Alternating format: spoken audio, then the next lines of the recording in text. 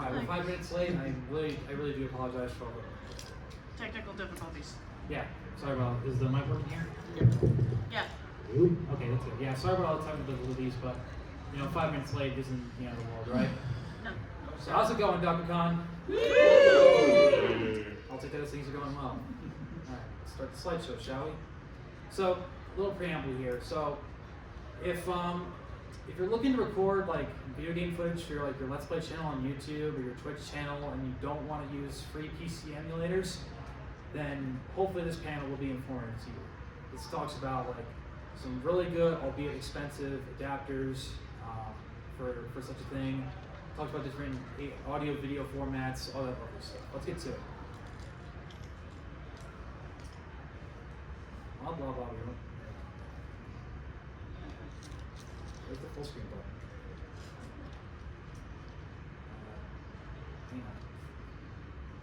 Hang on. It was full screen on the projector. Yeah. Where is It's a deal. It needs to be up the top of hide presenter view? Is that the button we're looking for? There we go. Sorry about that. Alright. So, my name is Preston Ford. It's very nice to meet all of you. And actually, one more thing before we start. How many of you people were here for the wig styling panel with Matthews and Calamity Nix? They were on a great show, didn't they? I thought they did too. I was a little bit late to it. In my defense, I had to eat. It took a while. Alright. So here's some stuff about me. So I started uploading videos to YouTube in May 2012. I was 16 years old at the time. I started writing game reviews in November of 2015. I believe I started on my Blogspot page. I've also done some on GameFAQs and my Tumblr page. And another website that I'll get to in a little bit. I joined Silver Soul Gaming in November 2018 and have since become an affiliate. I joined the Rebel Gaming Club in September the next year, 2019. The leader of the RGC is the lead singer of a punk rock band called the River City Rebels. If you played games like Far Cry 5 or AMP 2, you'll most likely have heard some of their songs. I hosted 3 panels during WebCon 2020, which was an online con back when shit hit the fan, if you know what I mean. But I mean shit hit the fan across the world. If you know, you know. I hosted my first in-person convention panel at Non-DesicCon 2023. It was this panel. So this is a reprise of that panel, if you want to call it that. I co-hosted a gaming and cosplay meetup at Channel 3 Retro Gaming Center with cosplayers Wes and Dr. Despair in September 2022. I'm wearing a Channel 3 Retro Gaming Center shirt. Make sure you check that place out. It's a great arcade in Lakewood. And this guy over here, Celestial Demi, is that how you pronounce it? Yeah, he was at that meetup. I would love to do that again, but if and when that'll happen, then remains to be seen. Okay, so I've occasionally dabbled in podcasting, Twitch streaming, cosplay photography, and music reviews, among other things. And these are my socials, and as well as links to Silver Soul Gaming, Rebel Gaming Club, and the Channel 3 Retro Gaming Center. Hopefully you can see that. I know it's a bit bright in here. Everyone good? Alright, cool. Alright, let's get to the meat and potatoes here. Here are the downsides of retro consoles on modern screens without the right equipment. This is it basically if you're using those really cheap converters that you get on like Amazon, eBay, stuff like that. There's going to be grainy, washed out colors. I'm sure this person over here who played Double Dash recently could vouch for that. Yeah, it was not great. Input lag. Nobody likes input lag. And as I just mentioned, cheap RCA to HDMI converters from Amazon, eBay, etc. seem to make the colors even worse. At least in my experience. Alright. Let's move on to what I use to record footage from retro consoles. This guy up here is the RetroTink 5X Pro. This is what I use at home. This upscales retro console footage to up to 1440p without washed out colors and input. 1200p and 1440p won't work on the Elgato 4K 60s Plus, So make sure you set the RetroTink to 1080p if that's the capture card you're using. I used to use a 4K 60S Plus, now I use a 4KX. I mean, I've had trouble recording 1440p on that thing. The screen can flicker a little bit, but hopefully I'll get that fixed at some point. So this thing takes component, SCART, S-Video, and composite cables. The yellow cable for composite goes in the green hole. There's an optional adapter for converting composite and S-Video to SCART. Not that I use it very much. You'll need a VGA to component adapter in order to use VGA with this upscaler. There are adjustable aspect ratios and optional CRT-like screen filters on this thing. A new copy is $325 before tax and shipping. I know it sounds really expensive, but in my opinion, worth the money.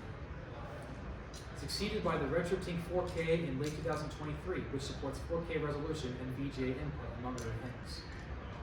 And downside to it, it costs $750 before tax and shipping, which is obviously super expensive for an upscale. I am not going to be ready to put down the money for that anytime soon.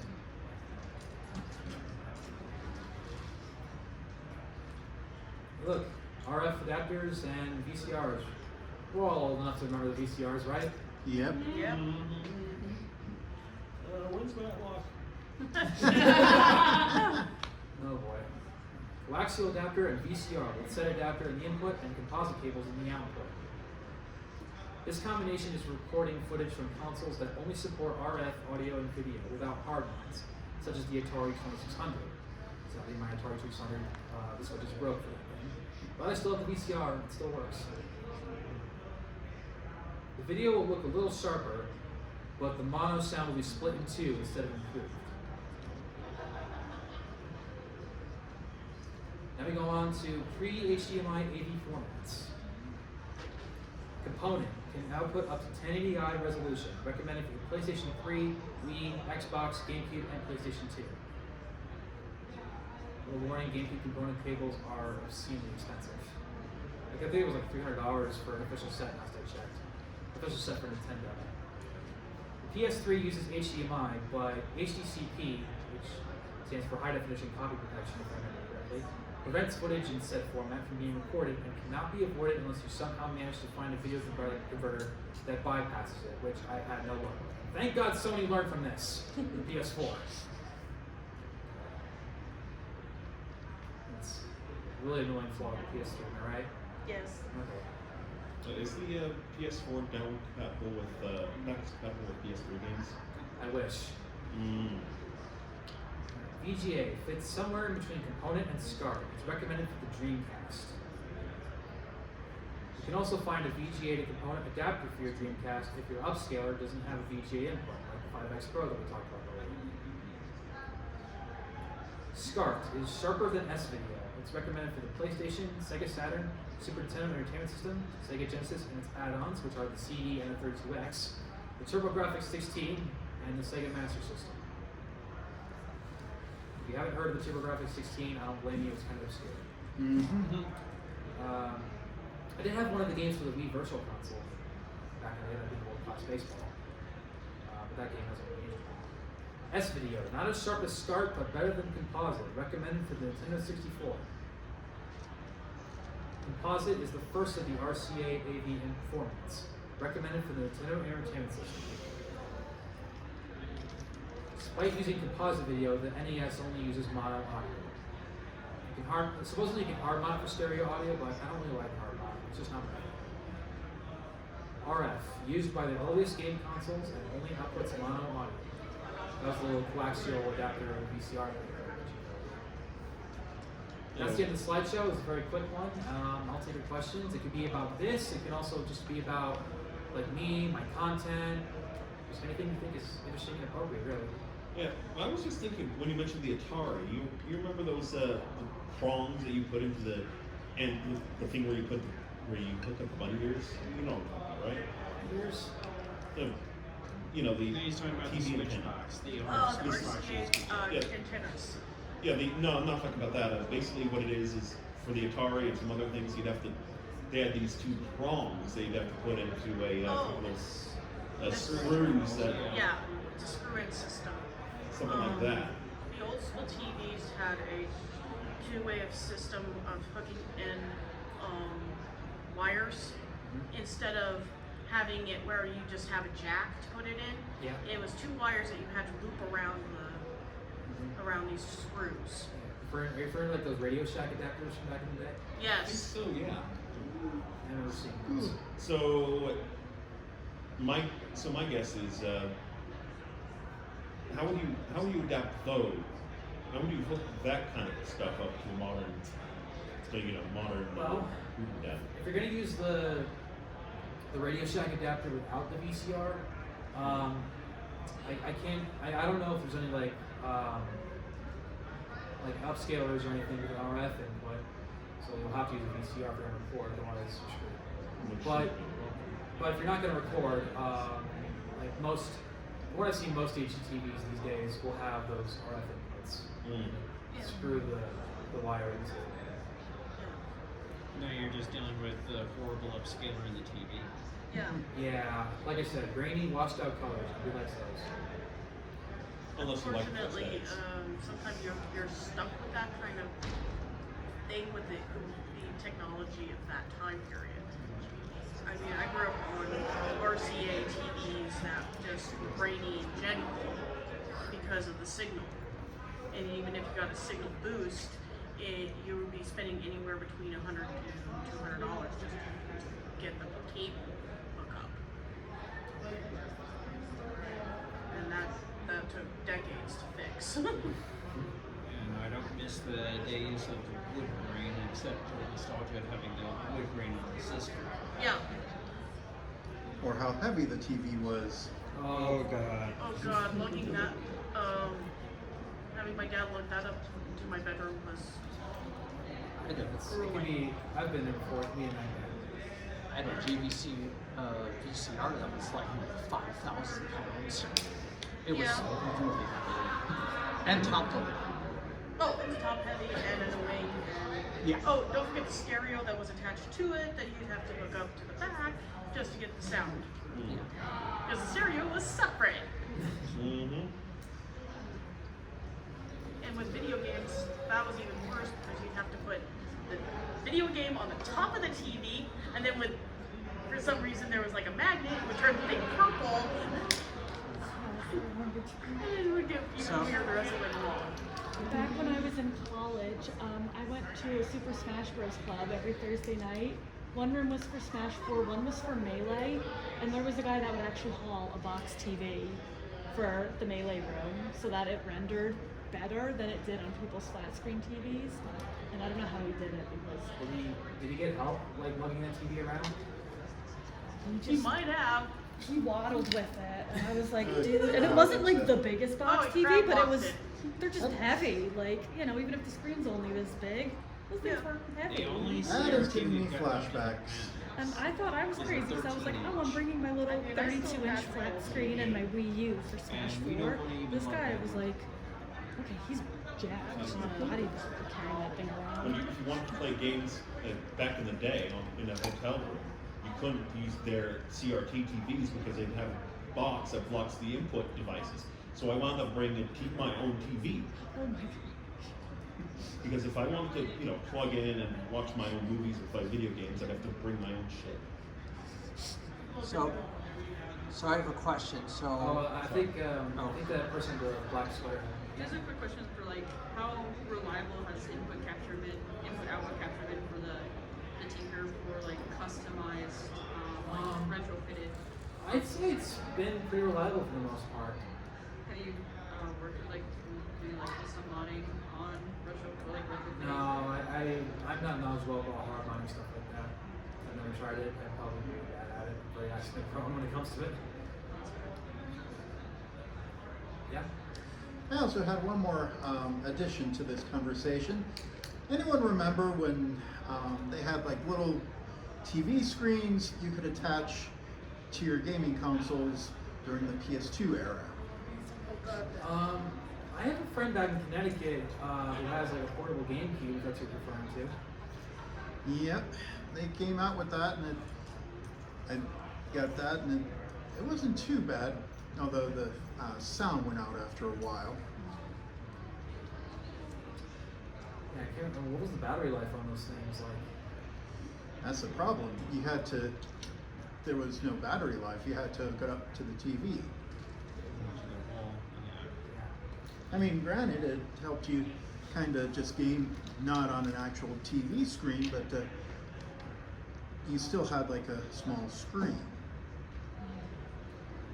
So I have a question about the retro thing. So I have way too many game systems. I actually have a couple questions, but so far what I have is I have an OSSC and a FrameMeister.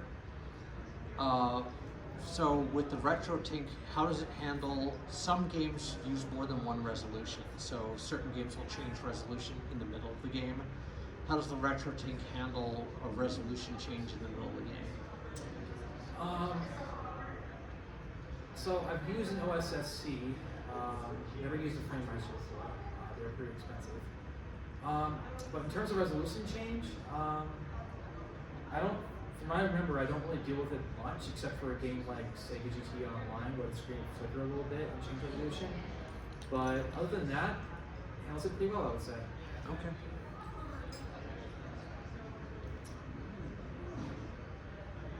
Anything else?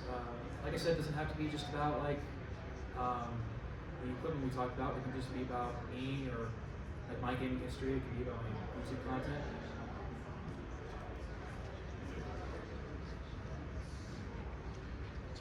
What got you into this retro gaming? What got me into retro gaming?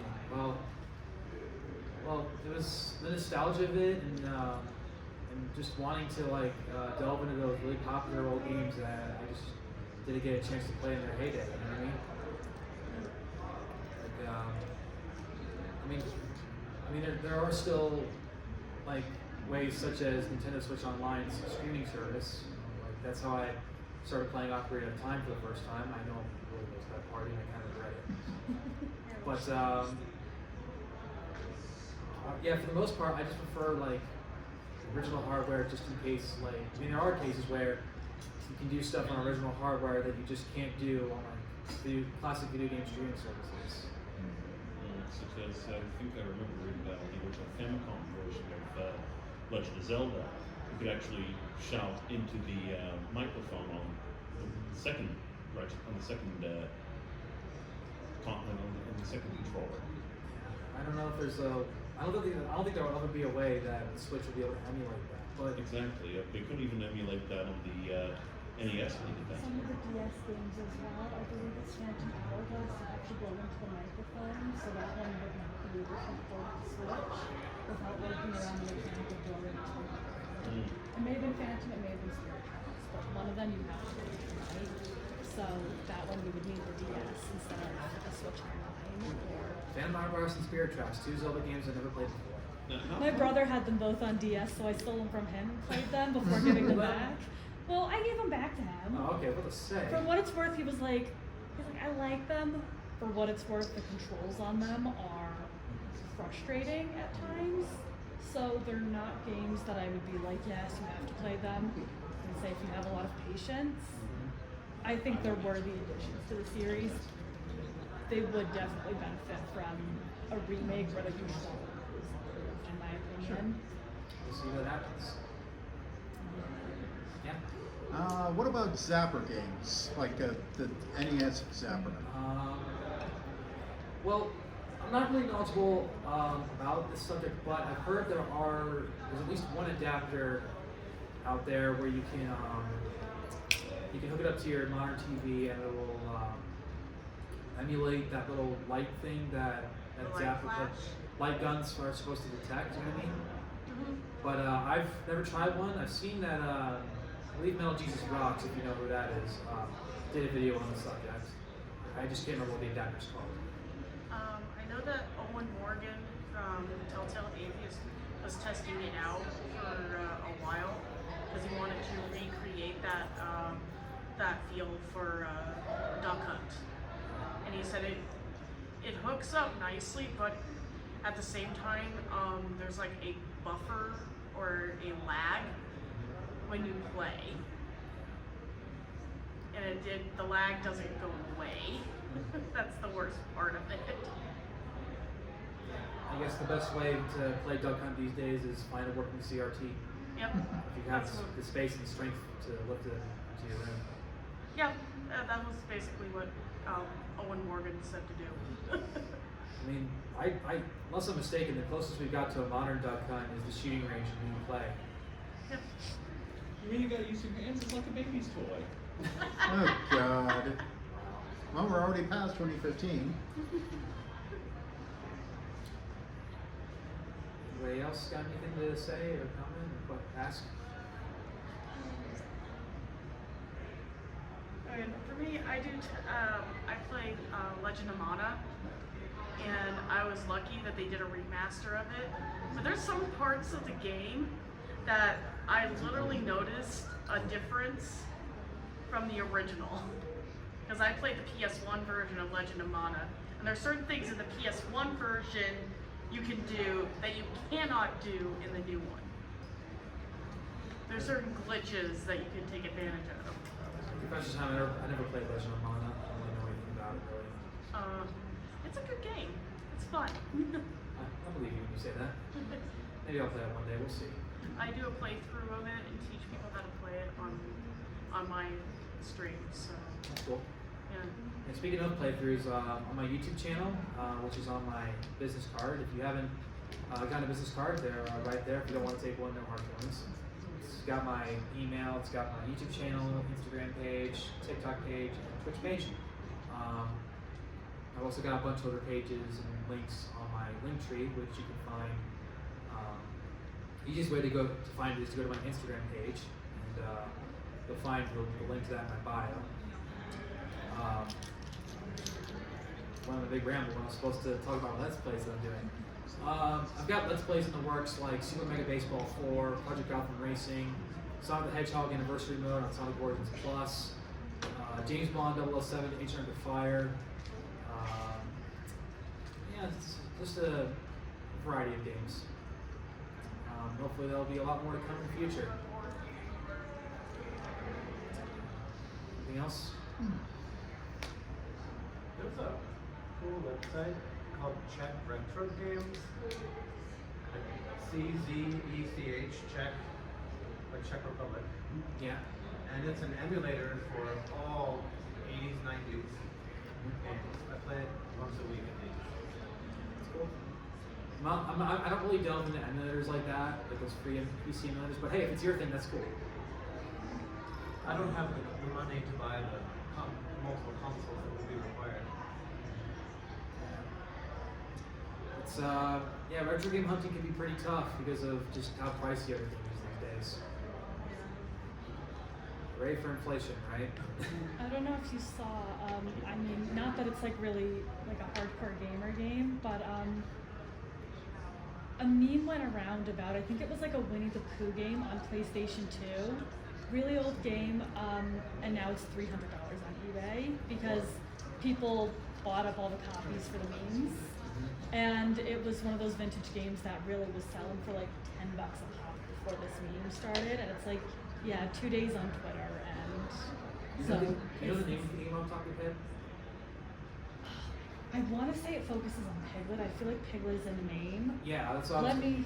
I came across it. It was Piglet's Big Game or something. Yes, I think it is Piglet's Big Game, but yeah, the price of it skyrocketed, and I feel like vintage games do run that risk in terms of there's such a limited quantity that if they go viral for 10 minutes. Especially if we're talking about something like Shaq Fu, which people buy up just to destroy. Yep.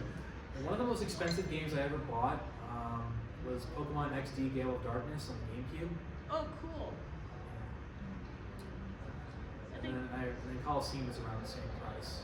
Jaden Animations did a playthrough on that. Jaden Animations, is that what it's called? Yeah, she does a lot of the Pokemon games, Yeah. and sometimes she does Nuzlocke, which is basically she'll explain it better on her site about what a Nuzlocke is. Right.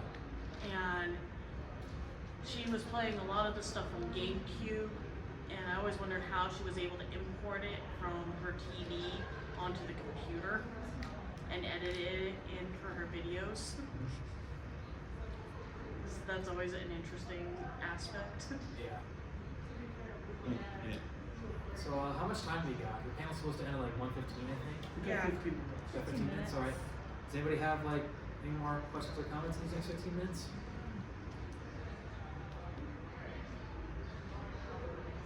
Missed most of what you said. What'd you say, sorry? So I think I missed most of what you said because I gave it some. Yeah, it's all right. This panel was about, I don't know if you saw the description, but it's, All console trace. yeah, well, not the name, the description of it. It's like making, finding the right adapters to make old consoles look good and play well on new screens. I use an adapter called the RetroTink 5X Pro. It's really expensive, $325, but worth the money. I found one that supports what the auxiliary, you know, the red, white, and yellow ones. Yeah. That was fairly cheap. It was fairly cheap. It's like $25. I don't like those. But the quality that it was out is fine. It's just as if it was on the TV. It also depended on TV type. Oh yeah, for sure. It was interesting when I learned that the newer TVs don't support the old school laser guns that you Yeah. use for like the Nintendo 64. Yeah, we touched on that. NES, I guess. I'm sorry. Yeah. So I made sure we were getting rid of the TVs. I was like, no, don't get rid of that one. I need that one still. Because, Don't get rid of this one, we need this. Wheel. yeah. And 100-pound monster is the only thing that was supported. Yeah. I had a TV that weighed about a ton that we had to get rid of. My roommate now is regretting it because we have a bunch of we have a Nintendo, Super Nintendo, Sega, a bunch of old consoles, and we were all like, God damn it. What the fuck did we do? Now we have to go to ARC and get a new TV. New-ish TV. Ish. And hope to God it'll plug in. Yep. So while I'm thinking about it, is anybody here going to Colorado Anime Fest next year? Yep. I'll be there. Is it Power Anime Fest? No, It's in Colorado. Colorado. Colorado. When is it? I think in May It's or in March. March. I think It's it's usually in like March. late Yeah. February to. Onsen is in May, which is also another good con. I think it's like the next to last week of March for Colorado Anime Fest. Really? This year wasn't it like in My husband really wants Yeah, to it was I go. think the Yeah, 15th or 17th 15th or this year. 17th. If I'm crazy, I feel like one year I went and it was like the very first weekend of March or Really? like the last weekend of Huh. February. I could be All wrong. I remember is No, my I know mom got co-op stolen is 2 definitely weeks in before the con. I think it just depends on the year. Yeah, or like the weather. Because I remember there was one year I had to pick between co-op and figure skating competition. It's always the first weekend of You're a March. figure skater? Yeah, but I can't remember if it's because that competition was weirdly late or if co-op was weirdly early. But there was one March where I was like, oh shoot, they're the same weekend. I never tried like figure skating before, but I have gone ice skating before. Ice skate. Okay, so now this is where I come in, 17 years of skating. 10 out of 10 would recommend. Plan on taking photos on the ice this frostbite eventually. That was why I had to do frostbite. I'm like, I I have want to to do the go ice frost, like skating. the cold. Frostbite. So the reason I bring up co-op is because I've sent in 2 panel applications, which are both this panel and another kind of panel, which is about racing simulation video games. And if they do get accepted, I hope to see you guys at least one of them. If not, no hard feelings at all. We've all got our own schedules, a lot of different panels. If you don't It's wanna at the go. same place next year, right? The same hotel? I'm pretty sure. I think so. Okay. Yeah, Was that's where it's Denver been Center, the. Yeah. I'm gonna be years honest, ago. I like that hotel. It was a little stressful this year in terms of the lines to get into things. My friends and I were in line to watch a friend in the cosplay contest. I want to say an hour and 15 before the doors opened. One of my friends got in. I sent her in. I was like, you are better at filming than me. You go in. 2 people left the audience, and that was how me and the other friend got in. And we were in line for over an hour. And I'm like, unfortunately, I think it's outgrowing that venue. But I was talking to someone, one of the organizers, and she's like, but it's just not quite big enough to move over to the Gaylord yet. And I'm like, okay. So I will go in 2025 to kind of contribute to that. See there's demand, please get a bigger venue. But yeah, last year, like, there were some panels where I was like, okay, I think if I'm in line like 20 minutes before, and I was like, nope, you're cut off. Fine. So, yeah.